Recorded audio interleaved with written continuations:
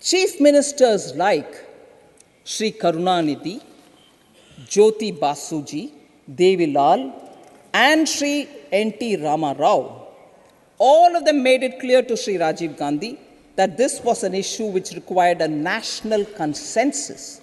So it's not the BJP gang, sir. All states were standing up to say, sorry, you're taking away our powers. And I'm quoting here, sir, Sri N.T. Rama Rao, as reported in a newspaper, if you want I can always leave this authenticated copy, said Sri N.T. Rama Rao, let the Prime Minister, I'm quoting here, let the Prime Minister seek a fresh mandate from the people on this issue and then amend the Constitution. Sri N.T. Rama Rao said this about that Panchayati Raj bill. Again, sir, I will add, sir, Ramakrishna Hegde ji said, quote, and I'm reading it exactly as the quote is before me. Rajiv now wants to run the villages from Delhi. We won't allow encroachment on the rights of the states. That was Ramakrishna Hegde, sir. Then Saroj Mukherjee from CPM, sir. It's not BJP gang. I'm telling you about CPM also. The CPM's Saroj Mukherjee said, and I'm quoting here, sir, any attempt to reduce the power of the state in the area of local self-government would be resisted, unquote. So, sir, when you don't have a record to justify your center-state relations, and I also do remember the GST debates, you promise something to the states, you don't fulfill it, and the states don't have confidence in your word. GST didn't happen during the period. Whereas that's the confidence Prime Minister Modi could give to the states, and therefore GST was implemented by us. Center-state relations. Center-state relations is a topic on which somebody who used Article 356 to remove state governments so many number of times, more than 90 times, should not speak at all. Why did you want to form a separate organization aside from RSS? Why do you need a Sevika Samiti and so on? They are 100-year-old organizations. All of us know how they are involved in public service, particularly when there is a disaster, a cyclone, a flood. Man and woman are there first. Unclaimed dead bodies, they do the cremation or as per the law, whatever process for the ultimate end rituals. They are completely dedicated for social service and keeping people together. And if that is worrying the honorable member about why the women have not been taken in RSS. Please, honorable member, I have not given you the floor. Please sit down. No, don't do it. Please. Sir, why should there be a separate organization? Why they cannot be part of RSS and so on? At least there is an organization keeping all the women working together at par. If you don't mind me, sir, and if you'll allow me this little bit of indulgence, and with the honorable member not taking any offense, because he's spoken quite a lot, I'll rather respond with just one fact. Let me ask him, how long did it take for former member Brinda Karat to get into the Communist Politburo? To get into the Politburo, how long did it take for Brinda Karat? Nobody else. It was public debate. It was a public debate to say, Communist Party, you don't have one woman in the Politburo. And it's not as if you don't have women at all. Poor Brinda Karat had to fight away. And now you're talking about RSS and Sevika Samiti? Please.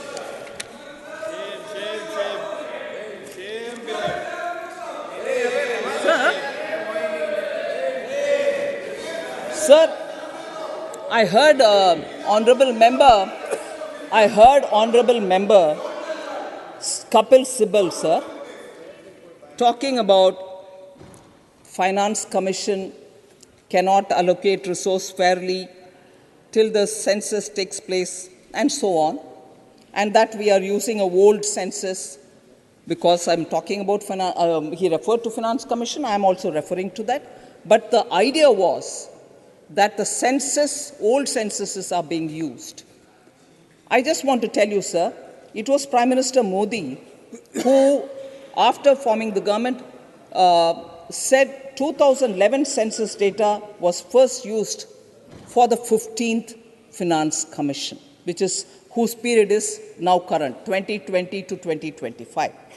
Till before that, that is prior to that, since the 7th Finance Commission, till the 14th Finance Commission, which is before us, before 2014, that is 8th Finance Commission for the finance period 1979-2020, have used the census data of 1971. 71 census has been used till 2014, and Honorable Member Kapil Sibal worries that we're using 71. No, sir. From the 15th Finance Commission, which is holds currency, which runs between 2020 to 2025, 2011 census is already being used. So I'm sorry, I want to just correct that perception of Honorable Member. All the earlier finance commissions have used 71 census figures. Sir. We have updated it. So I'll just quickly go to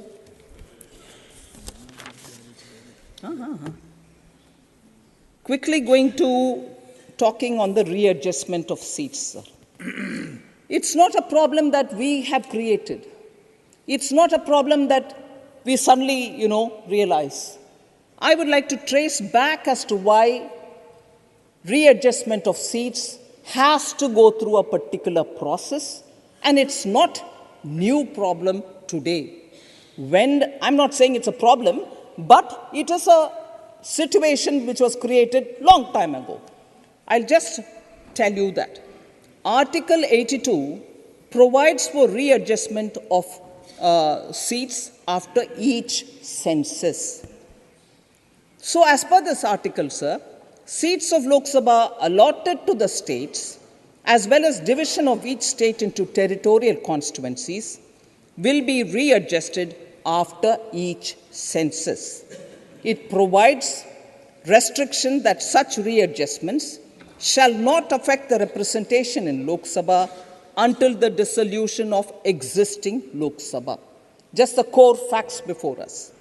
In 1976, and this is where I'll draw the attention of the honorable members. In 1976, the 42nd Amendment of the Constitution inserted two provisos to this article. 42nd Amendment inserted two provisos, which are under Article 82 and 173. First proviso provided as to when readjustment shall take effect, and the second proviso provided that readjustment shall not be necessary until a new census is done and its figures are published after the year 2000. In 1976 till 2000, delimitation was kept frozen, thanks to the 42nd Amendment.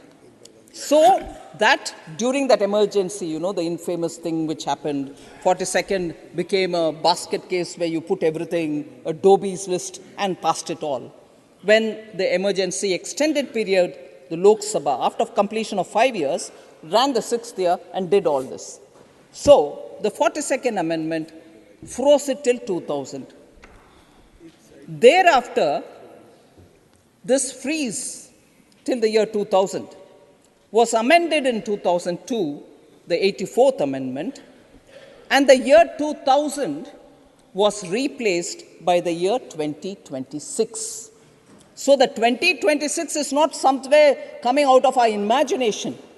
The freeze in readjustment of seats has happened in 76 up to 2000, and in 2002 it has happened as an extension till 2026.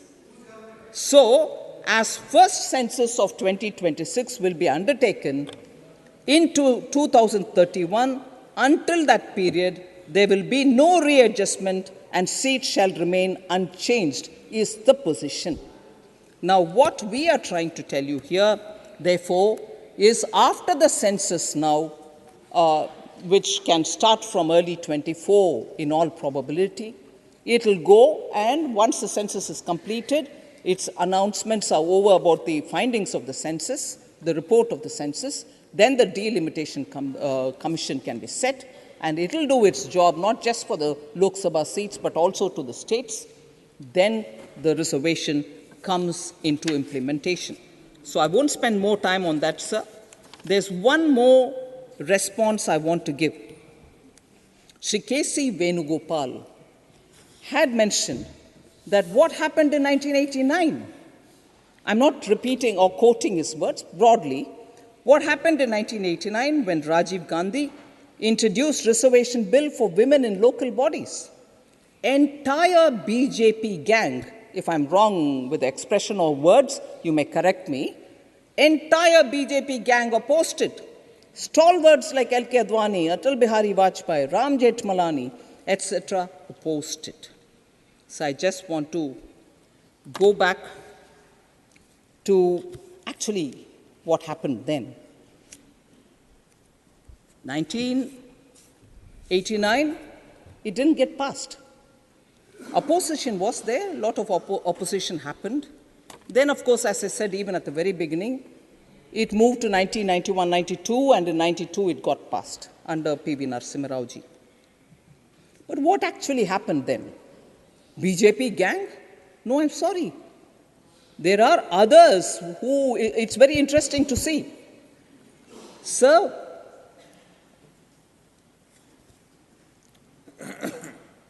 because the center-state relations at that time, and I'm purposely bringing this element, was such that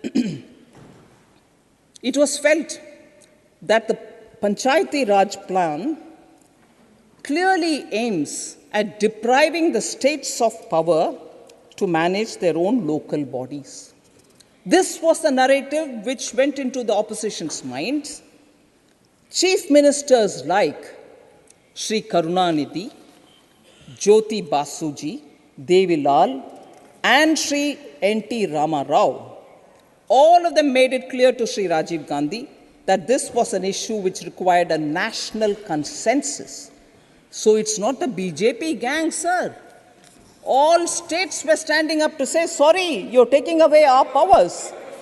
And I'm quoting here, sir, Sri N.T. Rama Rao, as reported in a newspaper, if you want, I can always leave this authenticated copy, said Sri N.T. Rama Rao, let the Prime Minister, I'm quoting here, let the Prime Minister seek a fresh mandate from the people on this issue and then amend the Constitution. Sri N.T. Rama Rao said this about that Panchayati Raj bill. Again, sir, I will add, sir, Ramakrishna Hegde ji said, quote, and I'm reading it exactly as the quote is before me. Rajiv now wants to run the villages from Delhi. We won't allow encroachment on the rights of the states. That was Ramakrishna Hegde, sir. Then Saroj Mukherjee from CPM, sir. It's not BJP gang. I'm telling you about CPM also. The CPM's Saroj Mukherjee said, and I'm quoting here, sir, any attempt to reduce the power of the state in the area of local self-government would be resisted, unquote. So, sir, when you don't have a record to justify your center-state relations, and I also do remember the GST debates, you promise something to the states, you don't fulfill it, and the states don't have confidence in your word. GST didn't happen during the period. Whereas that's the confidence Prime Minister Modi could give to the states, and therefore GST was implemented by us. Center-state relations. Center-state relations is a topic on which somebody who used Article 356 to remove state governments so many number of times, more than 90 times, should not speak at all. Sir, just one last point. Such one last point. Lot of people, sir,